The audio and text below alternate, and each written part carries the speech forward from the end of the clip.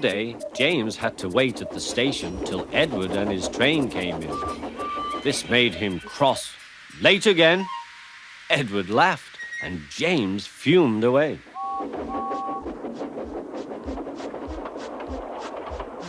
After James had finished his work, he went back to the yard and puffed onto the turntable.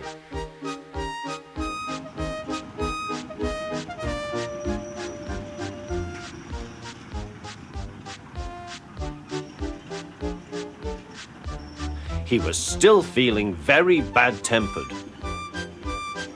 Edward is impossible, he grumbled to the others. He clanks about like a lot of old iron, and he is so slow he makes us wait. Thomas and Percy were indignant. Old iron? Slow? Why, Edward could beat you in a race any day. Really, said James, I should like to see him do it.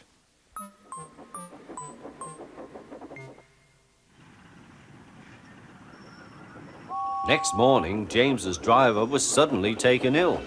He could hardly stand, so the fireman uncoupled James ready for shunting. James was impatient. Suddenly, the signalman shouted.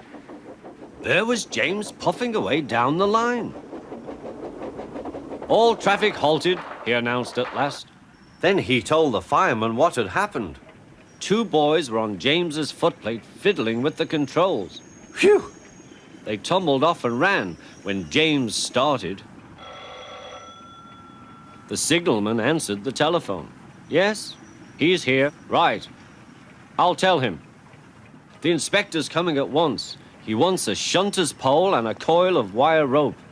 What for? Wondered the fireman. Search me, but you'd better get them quickly.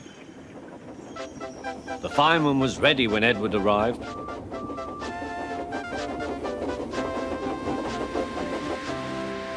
The inspector saw the pole and the rope. Good man, jump in. We'll catch him, puffed Edward. James was laughing.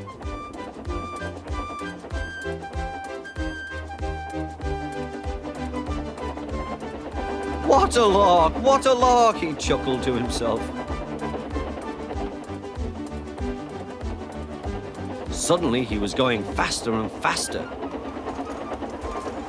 He realized that he had no driver. What shall I do? I can't stop. Help! Help! We're coming, called Edward.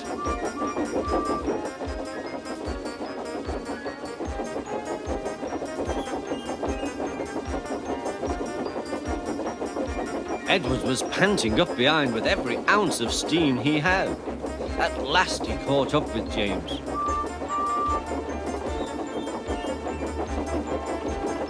Steady, Edward, called his driver.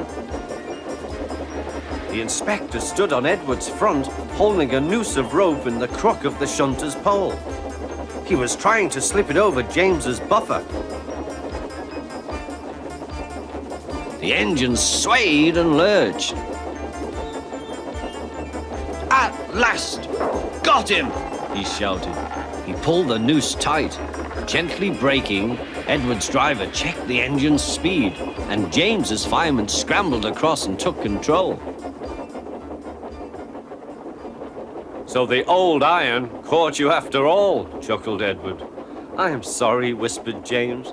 Thank you for saving me. You were splendid, Edward. That's all right, replied Edward. The engines arrived at the station side by side. Sir Topham Hatt was waiting. A fine piece of work, he said. James, you can rest and then take your train. I'm proud of you, Edward. You shall go to the works and have your worn parts mended. Oh, thank you, sir, said Edward. It'll be lovely not to clank.